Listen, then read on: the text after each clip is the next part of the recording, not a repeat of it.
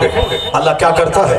قرآن شریف کہتا ہے قُلِ اللَّهُمَّ مَالِكَ الْمُلْكِ تُؤْتِي الْمُلْكَ مَنْ تَشَاءُ وَتَنْزِعُ الْمُلْكَ مِمَّنْ تَشَاءُ وَتُعِزُّ مَنْ تَشَاءُ وَتُذِلُّ مَنْ تَشَاءُ بِيَدِكَ الْخَيْرُ إِنَّكَ عَلَى كُلِّ شَيْءٍ قَدِيرٌ. یہ اللہ کہتا ہے کہ سارے بادشاہوں کا بادشاہ ہے وہ خدا، جسے چاہتا ہے حکومت دیتا ہے اور جس سے چاہتا ہے چھین لے گا. تو حکومت دینا اور حکومت چھیننا یہ اللہ کا کام ہے. اس آیت کریمہ میں قرآن سچا، سارے لوگ مل کے بولیں قرآن جھوٹا ہے. وہ وسیم مرتد کافر کا کیا ویلو ہے؟ وہ تو خود مر گیا، جیل میں سڑ رہا ہے اور بول رہا ہے کہ بیوی چھوٹی، بچہ چھوٹا، سنسار چھوٹا، اور جس کی گود میں گیا تھا وہ بھی چھوٹا. سوچا تھا کہ ہندوستان کا سارا ہندو اس کو سر پہ بیٹھا لے گا، سب اس کو تھوک دیا. بیوی چھوٹی، بچہ چھوٹا، سنسار چھوٹا، ان کا جو فرینڈ نیا تھا وہ بھی چھوٹا. اب بول رہا ہم زہر کھا کے مر جائیں گے. یہ سزا ہے جو قرآن کے خلاف بولے گا جہنم میں وہاں جلے گا، اور تنہائی کی آگ میں یہاں جلے گا. وہ جیل میں سڑ رہا ہے. یہی الباق کودتا تھا، بہت ناز تھا اسے اپنی خوبصورتی پر، اپنی جوانی پر، اپنے زبان کی بولی پر اور اپنے پوسٹ پر. اتر پردیش کا وہ صاحب وقف بورڈ کا چیئرمین بن گیا تھا. اسے بڑا گھمنڈ تھا، بڑا غرور تھا، وہ اپنی بولی پہ گھمنڈ تھا. سوچا تھا کہ ہندوستان کا 40 کروڑ مسلمان یہ گونگا ہے، یہ اپاہج ہے، یہ جاہل ہے، یہ الو ہے. وہی خوبصورت ہے، وہی پڑھا لکھا ہے، وہی آگے چپل کرتا ہے. وہ ہندو بن جائے گا تو اب وہ سارے ہندو اس کے غلام ہو جائیں گے. وہ MLA بن جائے گا، وہ منتری بن جائے گا، وہ MP بن جائے گا، سارے ہندوؤں کا لیڈر وہ بن جائے گا. مگر یہ غیر مسلم بھی بہت چالاک ہے. جس کو اپنے گھر میں عزت نہیں ملی وہ دوسروں کا عزت ملے گی. اسی لیے ذلیل ہو گیا. نرسنگھانند اسے ٹھکرا کے بھیج دیا کہ صاحب یہ دھوبی کا کتا نہ گھر کا رہا نہ گھاٹ کا رہا. اس لیے اے مومن اپنی بیٹی کو بچاؤ، اپنے بیٹے کو بچاؤ، اپنا لباس بچاؤ، اپنی داڑھی بچاؤ، اپنے سر کا بال بچاؤ، شادی بیاہ بچاؤ، عقیقہ ختنہ ولیمہ کا کلچر بچاؤ. یہ برتھ ڈے پارٹی جو کافروں کی ایجاد ہے اس کو پاؤں کے نیچے روند کے پھینک ڈال. یہ شادی بیاہ میں فضول خرچیاں اس میں آگ لگا دے. یہ صاحب کار چپانا، ٹینٹ لگانا، 10,000 آدمی کو حرام کما کے کھلا دینا، یہ تمام خلیص رسموں کو مٹا دے. سارے سردار سب کے سردار مصطفیٰ ہے. مصطفیٰ کی بیٹی فاطمہ جنتی عورتوں کی سردار ہے. مولا علی جنتی ادھیر مردوں کے سردار ہے. حسنین جنتی نوجوانوں کے سردار ہے. جس کا بیٹا جنتی نوجوان کا سردار، جن کا شوہر جنتی ادھیر مردوں کا سردار، اور جن کا باپ سارے پیغمبروں کا سردار، اور جو خود جنتی عورتوں کی سردار، جو علی سردار، حسن حسین سردار، فاطمہ سردار، مصطفیٰ سارے سرداروں کے سردار. تو اس فاطمہ کی شادی مسجد میں پرانے کپڑے میں سمپل ڈھنگ سے 10-20 لوگوں کے بیچ میں ہو رہی ہے. کیوں؟ اس لیے تاکہ جس شادی میں سادگی ہو، جس شادی میں سچائی ہو، جس شادی میں صفائی ہو وہ بابرکت ہوتی ہے. جہاں فضول خرچی ہو، جہاں حرام کام ہو، جہاں DJ ہو، جہاں کافروں کی نقل ہو، جہاں تماشا ہو، وہ شادی میں برکت ختم ہو جاتی ہے. اور پھر اس کا جو بچہ ہوتا ہے وہ جوکر ہوتا ہے، وہ لوفر ہوتا ہے، وہ شرابی ہوتا ہے، ماں باپ کو مارنے والا پیدا ہوتا ہے. لیکن جس فاطمہ کی شادی مسجد میں ہو جائے، اور پھر جس فاطمہ کی شادی سمپل ڈھنگ سے ہو جائے، جس فاطمہ کی شادی میں 10-20 لوگ شریک ہے، سادگی ہے، صفائی ہے، خدا ترسی ہے، تو اس کا بیٹا کیسا ہوتا ہے؟ اس کا بیٹا لوفر نہیں. جن کی شادی سمپل ہو، علی ہو شوہر، فاطمہ ہو ماں، فاطمہ ہو ماں، علی ہو باپ، تو اس کا بیٹا تاریخ مرتب کرنے والا شہیدوں کا سردار حسن پیدا ہوتا ہے، حسین پیدا ہوتا ہے. نعرے تکبیر، نعرے رسالت، فیضان امام حسین. جن کی شادی میں DJ بجتا ہے ان کا بچہ شرابی پیدا ہوتا ہے. جن کی شادی میں DJ بجتا ہے ان کا بچہ شرابی پیدا ہوتا ہے. جن کی شادی میں ناچ اور گانے ہوتے ہیں ان کی عورتیں، ان کی بچیاں بے حیا، بے شرم، بے شرم پیدا ہوتی ہیں. جن کے گھر میں سنت کا کوئی خیال نہ رکھا جائے اس کے آنے والی نسلیں کافروں سے قریب ہو جاتی ہیں. اس لیے آج تمہیں آنے والی نسلوں کو بچانے کے لیے اپنی بیٹیوں کو بچانے کے عہد کرنا پڑے گا کہ میں شادی میں فضول خرچی نہیں کروں گا. شادی میں مطالبہ جہیز نہیں کروں گا. آج ضرورت ہے کہ مسلمانوں کے پاس مال رہے, کیونکہ ہم غریب ہیں اسی لیے یہ ہمیں فٹ بال کی طرح مارنا چاہتا ہے. وہ میرے گاؤں میں گھستا ہے, ٹوٹی ہوئی دیواریں, کچی دیواریں, 1% مکان ہے, 99% غریبوں کی دیواریں ہیں. وہ دیکھ کر میرا مذاق اڑاتا ہے. وہ ہماری بستیوں کو ہریجن کی بستی کہتا ہے. وہ ہمارے بچوں کو ہریجنوں کے بچے کی طرح وہ کہتا ہے. یہ صرف مسلمان شادی کرتا ہے اور 2-4-10 بچے پیدا کر کے اس کو سڑکوں پہ چھوڑ دیتا ہے, یا تو چائے کی دکان میں گلاس دھوتا ہے ان کا بچہ, یا پھر سائیکل کی دکان میں پنچر بناتا ہے اس کا بچہ. یہ ہمیں تانا دیتا ہے, ان کا بچہ پنچر بناتا ہے, ان کا بچہ چائے کی پیالی دھوتا ہے, ان کا بچہ دلی میں ریڑھی چلاتا ہے, ان کا بچہ بمبئی میں آٹو چلاتا ہے, ان کا بچہ دلی پنجاب میں جا کے وہاں کسانوں کا گیہوں کاٹتا ہے, ان کے بال بچے فیکٹری میں گجرات میں جا کے مزدوری کرتے ہیں. اسی لیے وہ مجھے تانا دیتا ہے, ہماری غربت کا تانا. فرنا اس کا منہ نوچ لے تو مجھے مٹانے کی بات کر رہا ہو. اور معلوم ہے دولتوں کی دھمک ہوتی ہے. یہودی کے خلاف وہ بولے نانی مر جائے گی. یہودی مٹھی بھر ہے دنیا میں, یہودی مٹھی بھر ہے, زیادہ نہیں ہے. الحمدللہ مسلمان تو 200 کروڑ ہے, اور پھر دوسرے لوگ تو ایک دوسرے کوئی 50 کروڑ کوئی کچھ کروڑ ہے, لیکن یہودی مٹھی بھر ہے. اسرائیل میں چند کروڑ ہیں وہ لوگ. پوری دنیا میں ملا دے بمشکل تمام 4 سے 5 کروڑ بھی یہودی نہ نکلے. نصرانی بے تحاشا, نصرانیوں کی تعداد سب سے زیادہ ہے. نصرانیوں کی تعداد یہ مٹھی بھر ہے یہودی. مگر یہودی کے خلاف کوئی نہیں بولتا یہودیت مٹا دیں گے, یہودیت ختم کر دیں گے, کوئی نہیں بولتا ہے.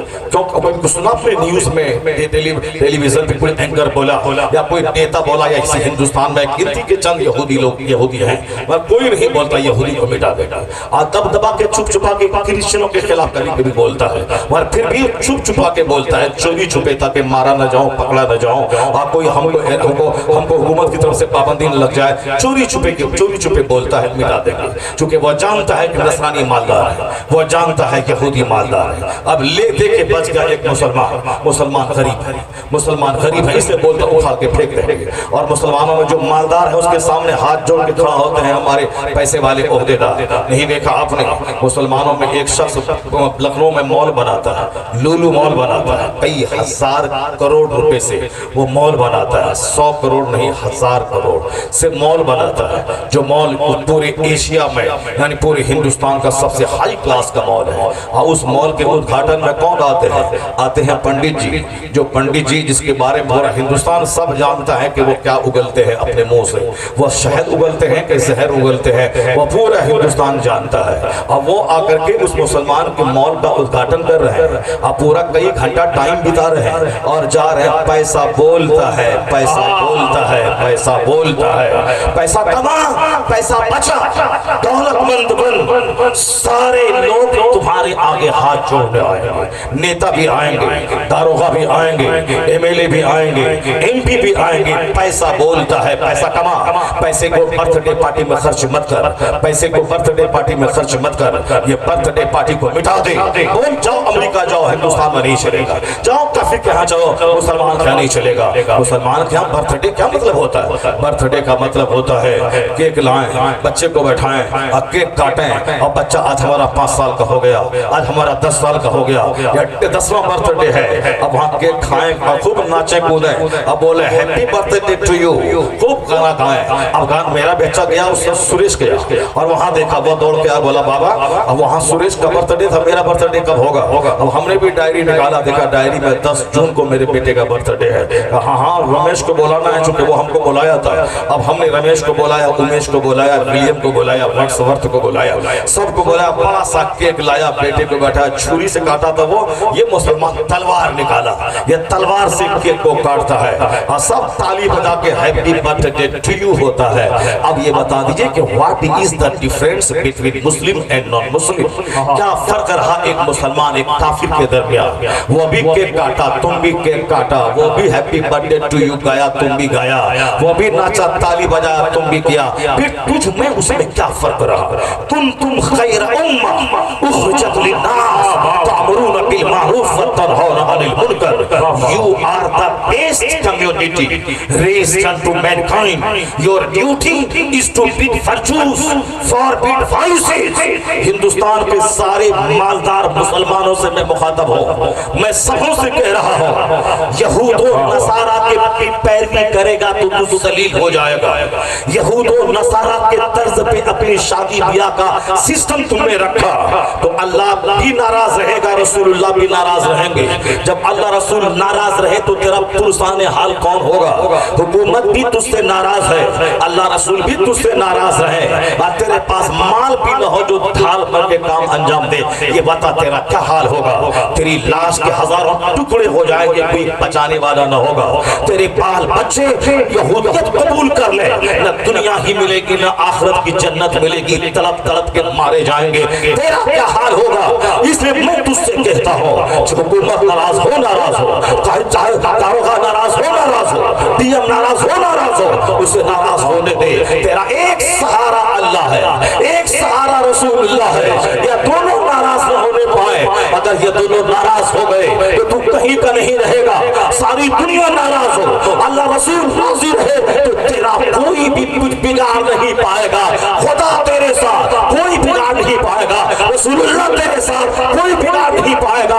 اللہ تیرا, رسول اللہ تیرے, اور تو کام کرتا ہے کافروں جیسا, اور تو بولتا ہے کہ اللہ کہاں ہے, کام شیطان جیسا, اور تو چاہتا ہے والیوں کی طرح اللہ میرے ساتھ سلوک کرے, اور تو ہے شیطان کا پیروکار, اور سوچتا ہے کہ اللہ مجھ پر رحمت کرم کی بارش کرے. نہیں ہوگا. کام کر فرشتوں جیسا, کام کر مومن جیسا. اس کے بعد یہ مت بول کہ اللہ کہاں ہے. اتنا زبردست کام کر اللہ کی خوشی کا, رسول کی خوشی کا, کہ تمہیں ہاتھ اٹھانے کی بھی ضرورت نہ پڑے, بلکہ اپنا کردار اتنا بلند کر لے کہ ڈاکٹر اقبال کی زبان میں تیرا ہاتھ بھی اٹھنے نہ پائے, بلکہ اللہ تجھ سے کہے بول بندے کیا چاہتا ہے, خود ہی کو کر بلند اتنا کہ ہر تقدیر سے پہلے خدا بندے سے خود پوچھ لے بتا تیری رضا کیا ہے. واہ واہ, نعرے تکبیر, نعرے رسالت. علامہ ڈاکٹر شہریار صاحب قبلہ.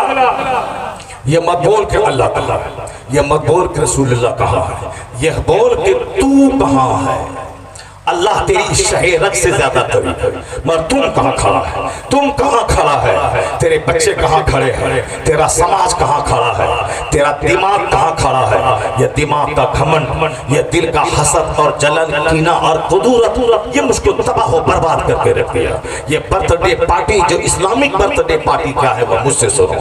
بوڑھا آدمی 95 سال کی عمر کا, وہ بھی موت کی بات نہیں بولتا ہے, وہ دوائی اور صحت اور ڈاکٹر کی بات کرتا ہے. اور یہ بچہ برتھ ڈے پارٹی میں جو میں نے کیک کاٹا, حالانکہ وہاں یہ ہونا چاہیے, زندگی کی جب ساری بہاریں ختم ہو گئی, بچپن گیا, جوانی گئی, بڑھاپا آیا, بڑھاپے کا بھی پیریڈ ختم ہو گیا, اب یہ بونس کے طور پر 70 80 90 سال کا بوڑھا بچا ہوا ہے. یہ تو سمجھ رہی ہے کہ مرا ہوا تھا, ایسے ہی یہ بچا ہوا ہے, زندہ ہے, اس کو تو مر جانا چاہیے. وہ تو ڈاکٹر اقبال تھا جو 63 سال سے پہلے بولا, اب میری عمر 63 سال کے قریب ہو رہی ہے, میری ظاہری عمر سرکار کی ظاہری عمر سے آگے نہ ہو جائے. یا اللہ اس عاشق رسول کی فریاد سن لے. تو اقبال عاشق رسول 63 سال سے پہلے ہی دنیا چھوڑ کے چلا گیا. سبحان اللہ. یہ ہے تمنا عاشق رسول کی, اور یہ تمنا ہے دنیا دار کی کہ ڈاکٹر کہاں ہے, گٹھیا کی دوائی کہاں ہے, آنکھ کے موتیابین کا آپریشن کی دوائی کہاں ہے, یہ روٹی پچانے کی دوائی کہاں ہے. ابھی 1 سیکنڈ کے بعد, ظہر کے بعد موت کا اعلان ہوگا اس کا, مگر یہ ابھی بولتا ہے کہ 2 روٹی کھانے کے بعد بچے گی کیسے وہ روٹی, وہ دوائی کوئی ٹکیا ہے مولوی صاحب آپ کے پاس تو ہم کو دے دیجئے. یہ ہے ان کے جینے کا شعور, چونکہ یہ مصطفیٰ کو جانتے نہیں, یہ اللہ رب العزت کے قہر و غضب کو جانتا نہیں, یہ صرف جینا چاہتا ہے کہ پوتی کی شادی, بیٹی کی شادی, اب پوتی کی بیٹی کی شادی, نتنی کی بیٹی کی شادی, یہ سب دیکھ لیں. لمبی عمر کا نتیجہ بھگت رہا ہے, وہ پیر نہیں ہے, پیٹ میں دانا نہیں ہے, رگوں میں خون نہیں ہے, سارے چمڑے ڈھیلے ہو گئے, بہو ادھر جا رہی ہے, بیٹا ادھر ٹال کے جا رہا ہے, پوتا مذاق اس بڈھے کا اڑاتا ہے. وہ بڑھاپے کی کا نتیجہ وہ دیکھ رہا ہے کہ بوڑھا ہونے کے بعد کس قدر بندہ ذلیل ہوتا ہے. نہ بیٹا نہ بہو, بیٹی کبھی آئی ہوئی دھوئی 4 دن رہی, پھر وہ چلی گئی, پھر پخانہ پیشاب کون صاف کرے گا, 3 دن کے بعد بیٹا آتا ہے صاف کرتا ہے. یہ بوڑھا اپنے پوتے کو یہ دعا دینا چاہیے, اللہ تم کو 50 سال کی جوانی دے, ایمان کی حالت میں چلتے پھرتے حالت سجدہ میں موت عطا کر دے, موت عطا کر دے. دعا یہ دینی چاہیے, مگر وہ خود لمبی عمر چاہ رہا ہے. اب بتائیں کہ دوسروں کا کیا حال ہوگا. یہ ہے اینٹی اسلامک تھنکنگ، اسی کو کہتے ہیں غیر اسلامی سوچ، جو جلسے سے قریب نہ ہو، جو مدرسے سے قریب نہ ہو، جو قرآن سے قریب نہ ہو، جو حدیث سے قریب نہ ہو، اس کی سوچ اسی طرح کی ہوگی۔ عمر بڑھتی جاتی ہے اور لمبی عمر کی تمنا بڑھتی جاتی ہے، اور اسی طرح سے برتھ ڈے پارٹی میں وہ بھی بیوقوف اور نادان لوگ ہیں جو کہتے ہیں میرا بچہ 25 سال کا ہو گیا، یہ 25واں برتھ ڈے ہے یا 26واں برتھ ڈے ہے، جبکہ اسلامی سوچ والا یہ کبھی نہیں بولتا کہ میرا بچہ 25 سال کا جوان ہو گیا، اب مجھ کو کوئی ڈر نہیں ہے، کمانے والا پیدا ہو گیا۔ یہاں تمہیں معلوم نہیں بدتمیز، امریکہ بھیجا تھا پاکستان کا ایک شخص اپنے بیٹے کو فارسیس کی ڈگری حاصل کرنے کے لیے، سارا پیسہ لگا دیا، جو زمین بچی تھی اس کو لگا دیا، وہاں سے جب وہ ڈاکٹر کی ڈگری لے کر کے آیا، جو زمین تھوڑی بچی تھی اس کو بیچ کے کلینک کھول دیا تاکہ اب بیٹا میرا پیسہ کمائے گا، سب کچھ میں نے لٹا دیا ان کے پڑھانے کے لیے، اب میرا بیٹا کمائے گا۔ امریکہ سے روپیہ کا جھاڑ یعنی پیڑ لے کے آیا ہے، اب وہ کلینک میں لگا دیا ہے، ڈیلی کلینک جائے گا اور ایک بڑا پیسہ بھر کے لائے گا۔ ایسا کوئی ڈاکٹر ہوتا ہے جو ڈاکٹر بننے کے بعد روپیہ کا وہ درخت لگا دے کلینک میں؟ نہیں، بلکہ ڈاکٹر کو مریض کو دیکھنا ہوگا، مریض کو فائدہ ہوگا، وہ دوسرے سے بات کرے گا، پھر دوسرا مریض آئے گا، وہ تیسرے کو کہے گا فلاں کے ہاتھ میں شفا ہے، وہ تب دھیرے دھیرے 5 سال 10 سال 4 سال میں بھیڑ لگے گی، تب جب بھیڑ لگے گی تو ایک میں پیشنٹ سے وہ 1000 روپے کی فیس لے گا، اگر روزانہ 100 کو دیکھ لیا تب 1 لاکھ روپے اس کے پاس آئیں گے۔ یہ ہے ڈاکٹر کی کہانی، ورنہ آج ہر باپ یہ سوچتا ہے میرا بیٹا ڈاکٹر بن جائے گا اور اس کی کلینک میں روپیہ کا جھاڑ لگ جائے گا اور وہ ڈیلی جائے گا، توڑ کے جھولا بھرے گا اور گھر آ جائے گا۔ جتنے بھی ڈاکٹروں کا محل ہے وہ سب میں لون ہے بینک کا، جتنے بھی ڈاکٹر کے پاس گاڑیاں ہیں سب میں لون ہے، یعنی 25 لاکھ کی کار ہے تو 5 لاکھ دیا، 20 لاکھ کا قسط دینا ہے اس کو۔ جتنا گھر بنایا ہے 1 ایکڑ زمین پہ ڈاکٹر نے، جس گھر کی قیمت ہے 5 کروڑ روپیہ، اپنا اس کا 1 کروڑ ہے، 4 کروڑ بینک کا قرضہ ہے وہ، تو مکان میں بھی قرضہ، کار میں بھی قرضہ، اور بیٹا کو امریکہ بھیجا ہے وہ بھی بینک سے لون لے کے بھیجا ہے۔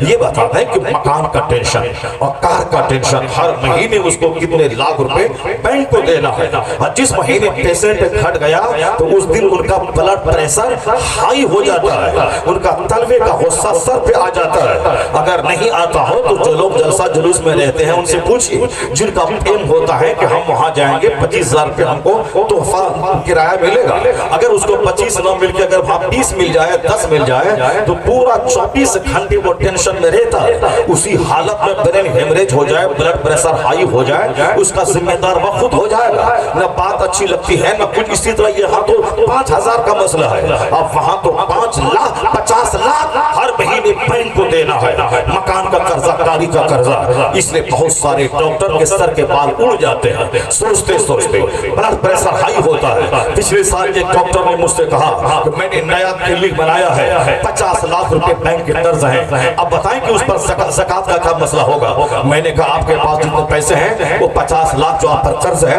اس قرض کو مائنس کر دیں، اور اسی لیے اسلام نے کہا ہے کہ قرض کو پہلے ادا کر بعد میں زکوٰۃ نکالنا، قرض کے بعد اگر پیسہ بچتا ہے تو زکوٰۃ ہے، ورنہ اگر جتنا قرض ہے اس سے پیسہ کم ہے تو پھر تجھ پر زکوٰۃ فرض نہیں ہے، اس لیے تاکہ وہ پیسہ جو تمہارے پاس ہے اس سے تم قرض ادا کر دو، ورنہ بندہ اگر قرض کی حالت میں مر گیا، شہیدوں کا سارا گناہ معاف ہو جاتا ہے، شہید اپنی گردن کٹا دی سیدھے جنت میں کود جاتا ہے، لیکن اس شہید کا بھی قرض کا گناہ معاف نہیں ہوتا ہے۔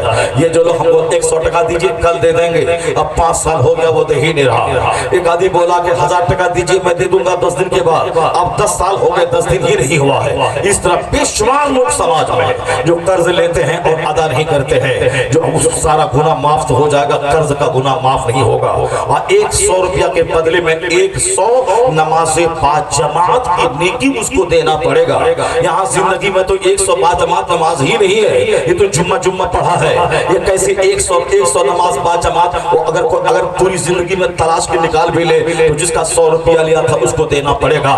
اس لیے خبردار، خاص ایمرجنسی کیس میں قرض لیں، اور قرض لیں تو اس وقت یہ سوچ کے لیں مجھ کو ادا کرنا ہے، اور اللہ سے بھیک مانگتے رہیں کہ یا اللہ مجھ کو کشادگی دے دے تاکہ میں جلدی سے میں قرض ادا کر دوں، ورنہ پیسہ آ گیا اور قرض ادا نہیں کیا تو ڈیلی گناہ کبیرہ آپ کے नाम आमाल में लिखा जाता रहेगा। छोटा गुनाह नहीं, गुनाह कबीरा। यहाँ तक मसला आया है किताब में, आपने किसी का 10 लाख रुपया लिया और जमीन बेचकर आप 10 लाख उसको दे सकते हैं, तो आप पर वाजिब है कि जमीन बेच करके उसका 10 लाख रुपया अदा कर दो। वरना अगर अदा नहीं करेगा तो डेली के हिसाब से गुनाह कबीरा नाम आमाल में लिखा जाता रहेगा। शहीद के सारे गुनाह माफ, मगर कर्ज माफ नहीं होता।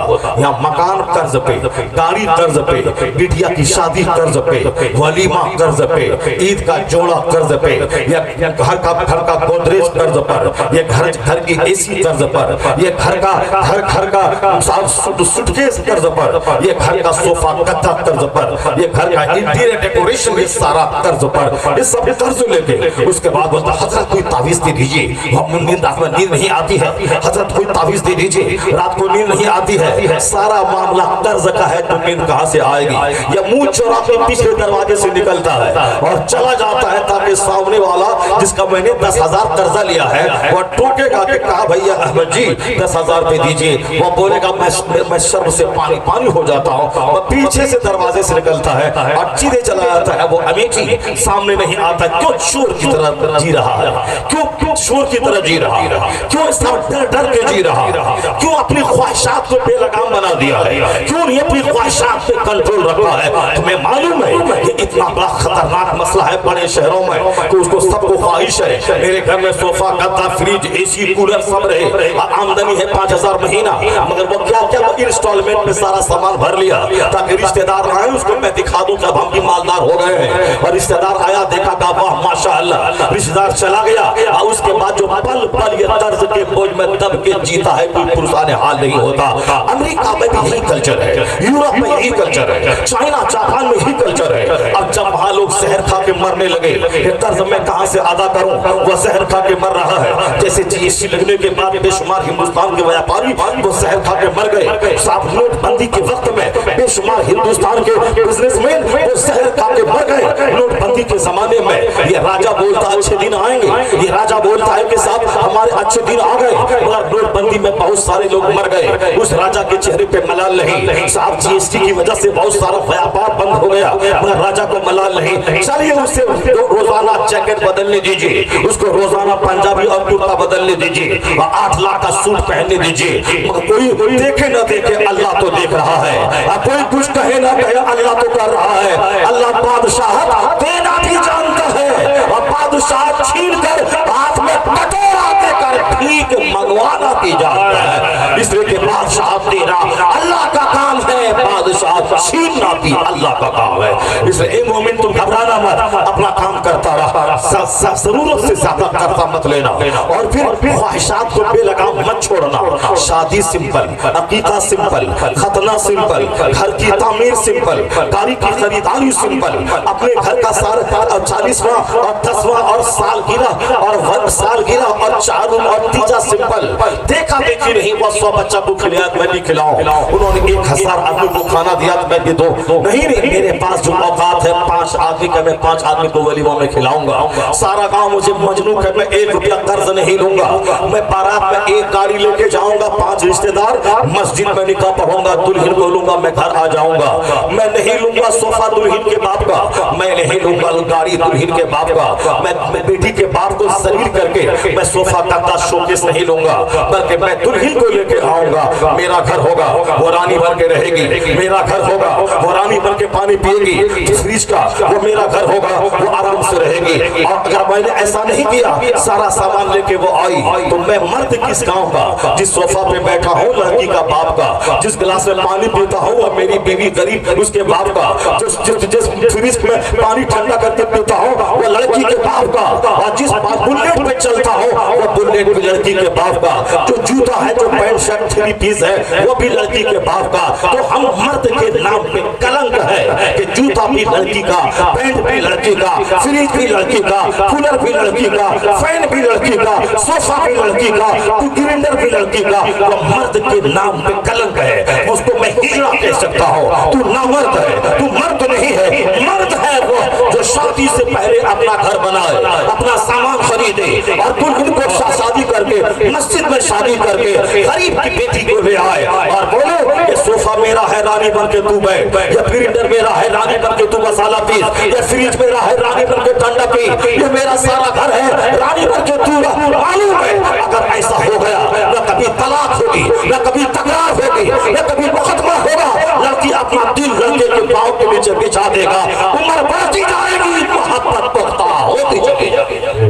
یہاں قدم قدم پہ لڑائی ہے, قدم قدم پہ جنگ ہے, قدم قدم پہ تکرار ہے, قدم قدم پہ لڑائی ہے. کیس مقدمہ ہے, آج طلاق بڑھ گئی, یعنی اس کا یار بیٹھا تھا ہوٹل میں, ادھر طلاق ہوئی, ادھر یار سے شادی کری ہوٹل میں. جبکہ طلاق کے بعد 3 حیض کی مدت ہے عدت گزارنے کی, 3 حیض کی عدت گزارنا ہوگا. طلاق ہوئی اب 3 مکمل حیض آنا چاہیے. اگر وہ حاملہ ہے جب تک بچہ پیدا نہ ہو اس وقت تک اس کی شادی نہیں ہوگی, اور اگر وہ حائضہ ہے تو 3 خون, اس 3 مہینہ ماہواری خون آنا چاہیے, چاہے وہ خون 6 سال میں آئے یا 5 سال میں آئے یا کمپلیٹ 3 مہینے میں ہی آ جائے. بہت ساری عورتوں کو بیماری ہوتی ہے جو 6 مہینے بلڈ نہیں آتے, تو 3 خون آنا ہوگا تب دوسرے سے شادی ہوگی.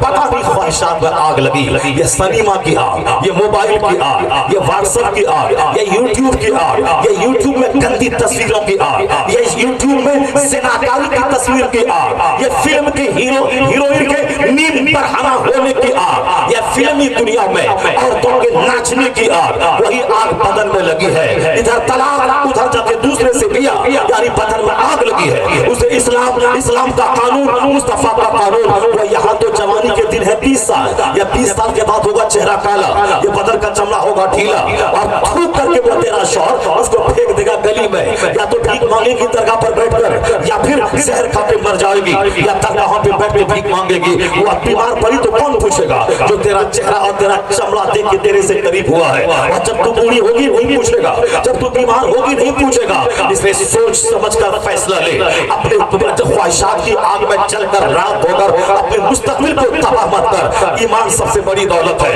ایمان بچا رہا تو تیری بیٹی یہی بولے گی میں زندگی بھر کنواری رہ جاؤں گی, اور کسی کافر کے ساتھ نہیں بھاگوں گی, اس کے ساتھ شادی نہیں کروں گی. اگر تو ایمان پلایا ہوگا تب نہ وہ بولے گی, اس کی گھٹی میں اسلام پلایا ہوگا تب نہ بولے گی. یہاں تو بدن میں ہے کھانا پینا مستی کرنا, کون جنت کیسی جنت, کون اسلام کیسا اسلام. یا دنیا ہی میں کھاؤ پیو مست ہو کے جیو, جوانی چند دنوں کی ہے خوب مست ہو جاؤ. یہ تو وہ پڑھی ہے واٹس ایپ میں, یوٹیوب میں, فلم میں, سنیما میں, اخبار میں, وہی پڑھی ہے کہ زندگی چند دنوں کی ہے, کھاؤ پیو مستی کرو اور مر جاؤ. مرنے کے بعد کیا ہوگا کون دیکھا ہے. اسی لیے جوانی میں آگ لگی, ادھر طلاق ادھر شادی, تاکہ سارے بچے ہوں غلط الزنا اور حرامی, تاکہ سماج ڈکیتوں سے بھر جائے, سماج چوروں سے بھر جائے, سماج ماں باپ کے مارنے والوں سے بھر جائے, سماج دوسروں کی بیٹی کو چھیڑنے والوں سے بھر جائے, سماج دوسروں کی گردن کاٹنے والوں سے بھر جائے. اگر تو چاہتا ہے کہ آنے والا سماج شریفوں کا ہو, نیکوں کا ہو,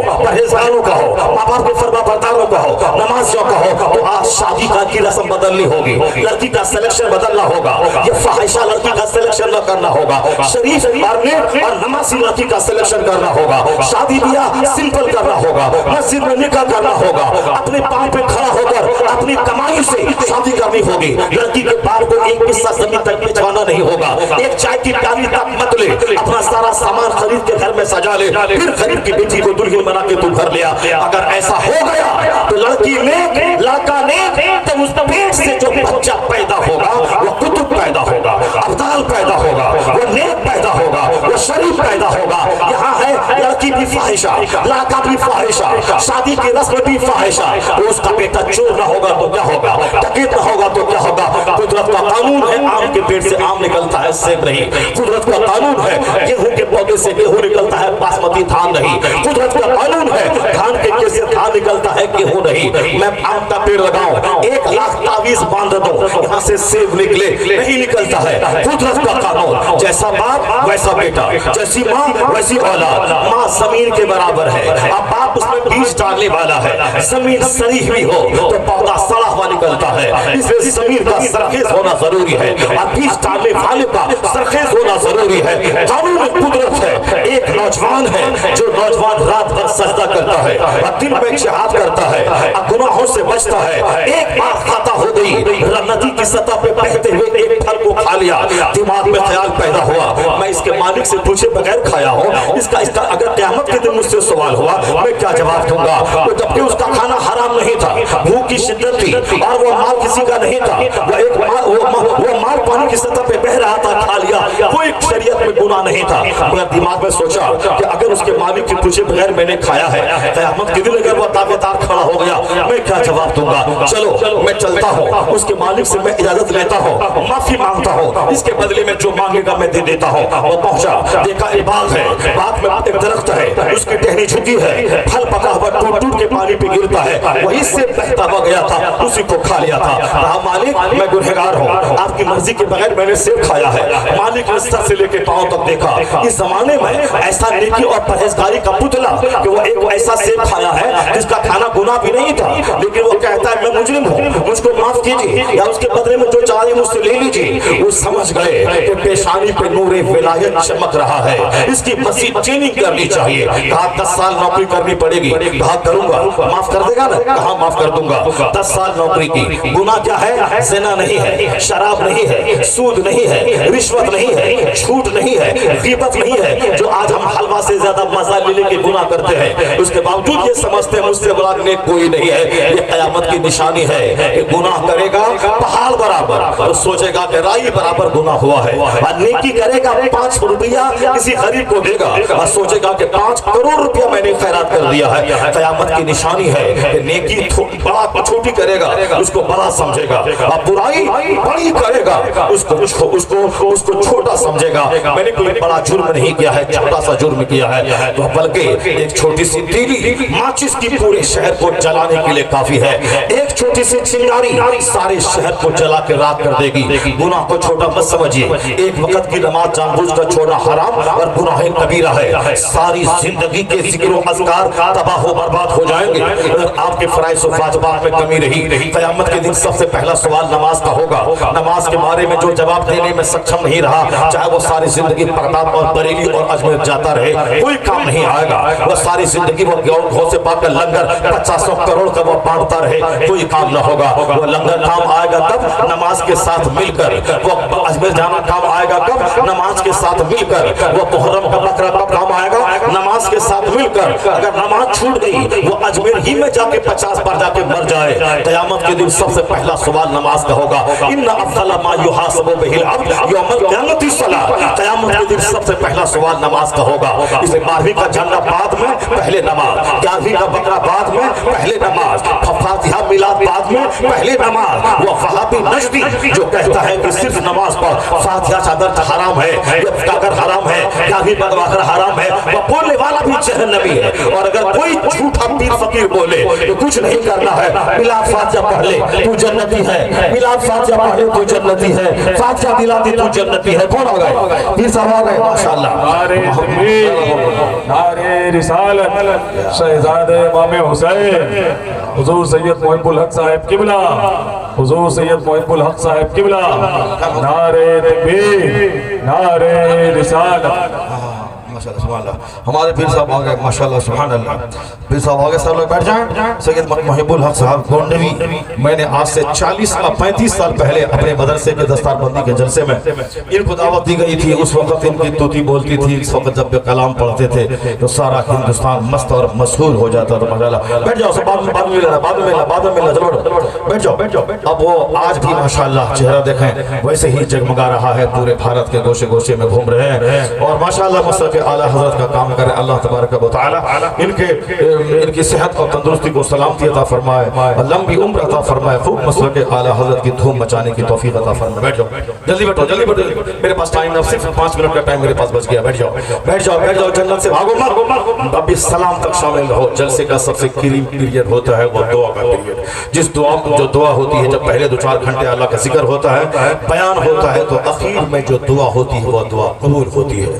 جب بھی مصیبت मुसीबत और परेशानी जिंदगी में आए तो पहले 50 रकात नमाज पढ़ ले, उसके बाद दुआ कर, दुआ कबूल होना तय है। पहले जब भी कोई दुआ करवानी हो, अल्लाह से दुआ कबूल करवानी हो, अल्लाह कबूल कर ले, तो पहले 50, 100, 1000 रुपए खैरात कर दे, उसके बाद दुआ कर। पहले 5 घंटा बैठ करके अल्लाह अल्लाह कर ले, उसके बाद दुआ कर। कुरान की 4 सूरतों, 4 आयतों, 4 पारों को पढ़ ले, फिर दुआ कर। यानी इबादत के बाद दुआ कबूल होती है। तो जिस मजलिस में 2, 4, 5 घंटे अल्लाह का जिक्र हुआ, इस्लाम का कानून बयान किया गया, आखिर में सलाम के बाद जो दुआ होती है, यकीन जानो वह दुआ कबूल हो ही जाती है। सुभान अल्लाह। हाथ उठा के बोलो ला इलाहा इल्लल्लाह, और जोर से बोलो सुभान अल्लाह। ये बता दो कि मैंने अब तक जो बातें की हैं पूरे मुकम्मल 1.5 घंटे तक, मैंने 1 मिनट भी तेरा बर्बाद किया? तेरा मैंने बर्बाद किया है 1 मिनट? नहीं, मैं लतीफा बोला हूँ, न मैं कहानी बोला हूँ, मैं सिर्फ इस्लाम का कानून बोल रहा हूँ। सुभान अल्लाह। बोलो जोर से सुभान अल्लाह। बात समझ में आ रही कि नहीं आ रही है? अगर आ रही है तो एक बार और हाथ उठा के बोलो ला इलाहा इल्लल्लाह। बस मेरे पास चंद मिनट का टाइम है, मैं बोलता हूँ।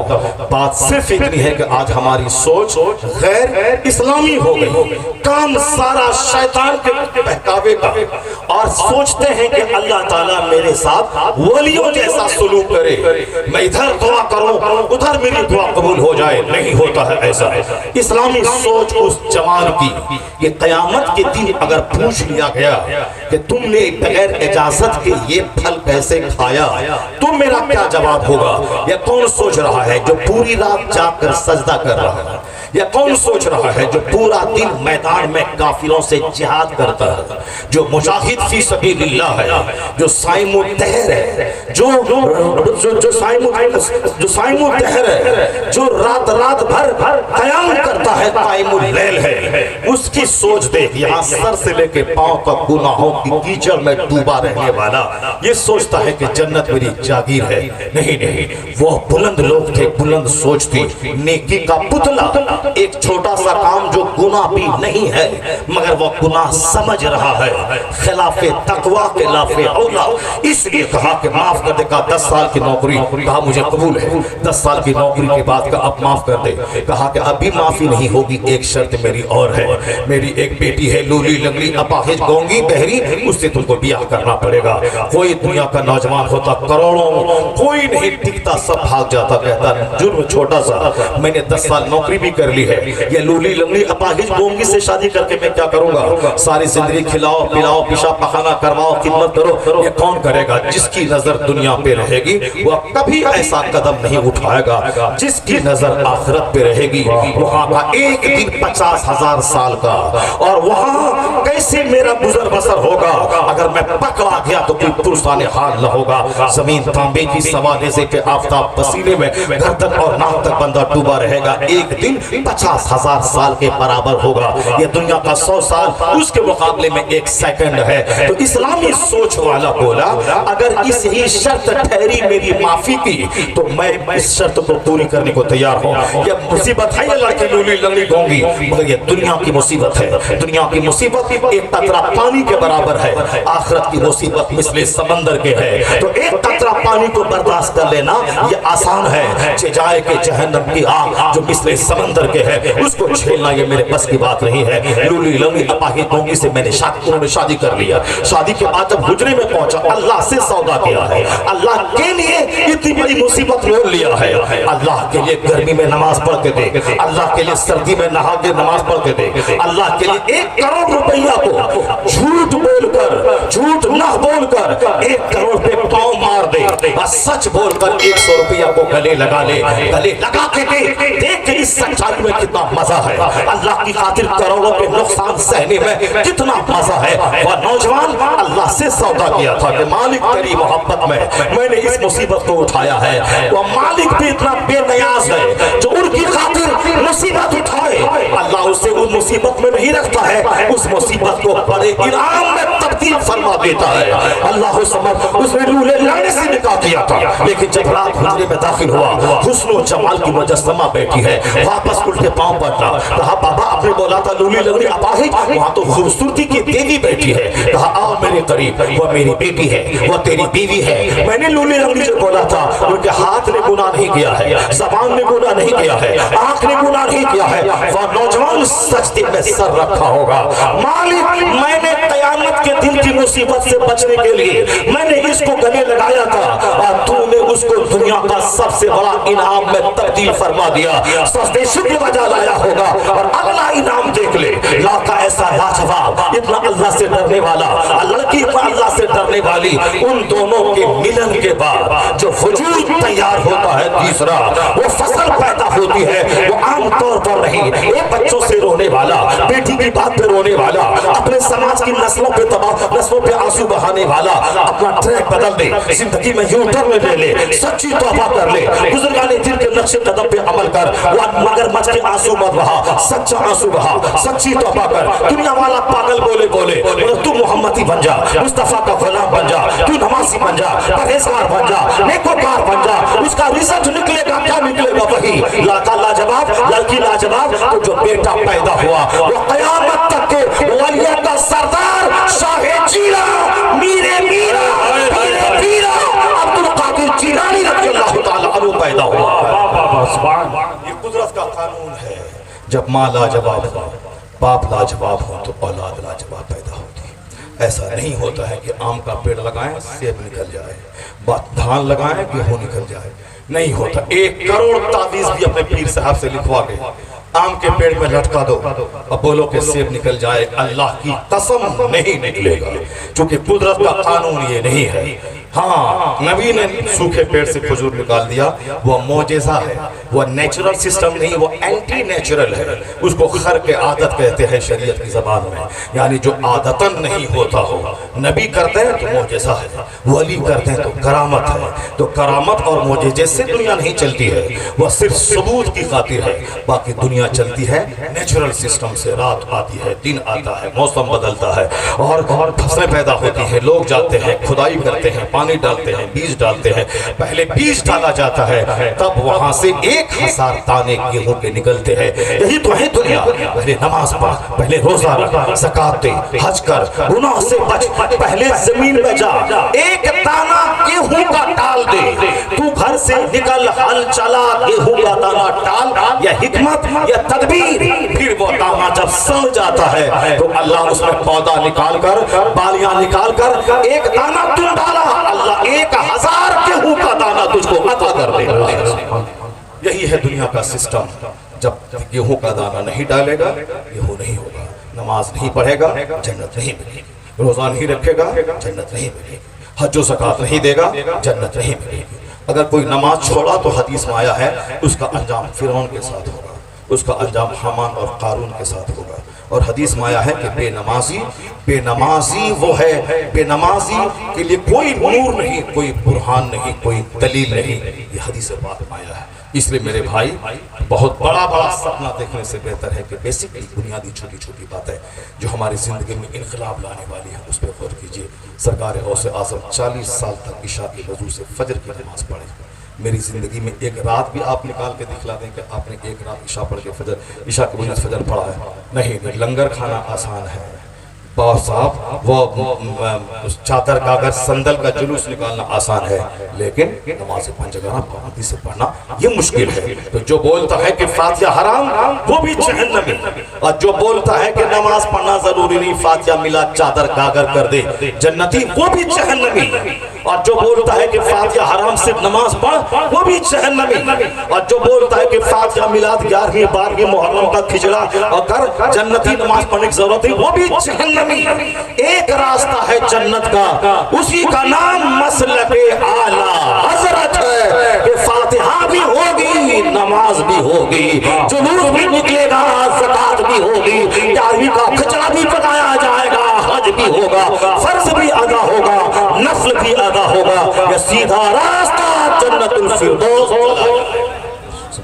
یہی ہے مسلک اعلیٰ حضرت، اس سے ہٹ کے کوئی پیر فقیر مولانا مولوی کچھ بھی سوچے کچھ نہیں ہے۔ میری فکر غلط ہو سکتی ہے، قرآن کی نہیں، قرآن قرآن سچا، حدیث سچی، اللہ سچا، رسول سچے، اور اللہ رسول کے کرم سے صدیق اکبر سچے، مولا فاروق سچے، مولا عثمان سچے، مولا علی سچے، حسن حسین سچے، امام اعظم سچے، غوث اعظم سچے، اور نائب غوث اعظم اعلیٰ حضرت سچے، مفتی اعظم ہند سچے، اور تاج الشریعہ سچے۔ جس نے یہ دامن تھام لیا وہ کبھی فاتحہ میلاد پہ اعتماد کر کے نماز نہیں چھوڑے گا۔ جو مسلک رضا کی رسی کو تھام لیا وہ فرض بھی ادا کرے گا، نفل بھی ادا کرے گا، اور سیدھے ان بزرگوں کے ساتھ جنت الفردوس پہنچ جائے گا۔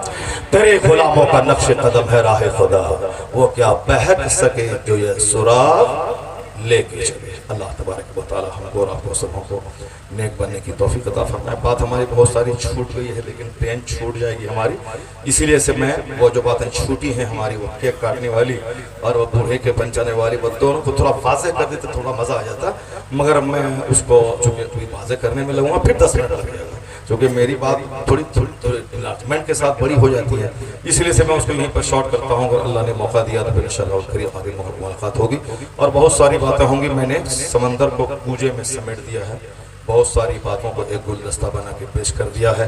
قلماً تنہائی میں سوچتے رہیں گے تو ان باتوں سے بہت ساری باتیں آپ کے دماغ میں آتی رہیں گی، بہت سارے پرابلمز اور سولیوشن کا حل نکلتا رہے گا۔